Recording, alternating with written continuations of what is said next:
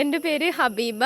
ഞാൻ എന്താണ് കൂടെ ഹസ്ബൻഡ് വന്നിട്ടുണ്ട്. ഞാൻ ഓരോ ഇൻസ്റ്റാഗ്രാമിൽ നിന്നാണ് ഈ ഒരു പ്രോഗ്രാമിനെ കുറിച്ച് അറിയുന്നത്. പക്ഷെ ഞാൻ ആദ്യം വലിയ മൈൻഡ് ചെയ്തില്ല, കാരണം 5/6 എന്നുള്ള ഡേറ്റാണ് കണ്ടത്. അപ്പോൾ ഞാൻ ഓൾറെഡി MSWൻ്റെ ഫൈനൽ ഇയർ എക്സാം എഴുതിക്കൊണ്ടിരിക്കണം. എൻ്റെ ലാസ്റ്റ് എക്സാം ആയിരുന്നു 5-ാം തീയതി. അപ്പോൾ ഞാൻ എന്തായാലും ഒരു പോകുമെന്ന് പറഞ്ഞ് ഭയങ്കര ഇഷ്ടമുള്ള സംഭവമാണ് കാട് കയറൽ.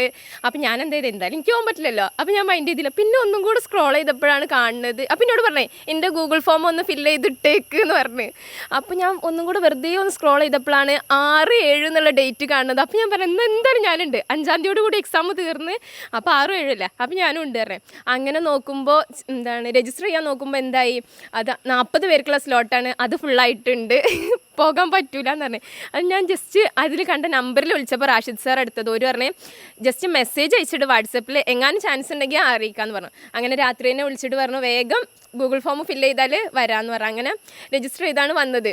പിന്നെ ക്യാമ്പിനെ പറ്റി പറയുകയാണെങ്കിൽ ഞാൻ ഒരുപാട് ക്യാമ്പ് അറ്റൻഡ് ചെയ്തിട്ടുണ്ട്. പിന്നെ MSWൻ്റെ ഭാഗമായിട്ട് തന്നെ കുറേ ക്യാമ്പ് കണ്ടക്ട് ചെയ്തിട്ടുണ്ട്.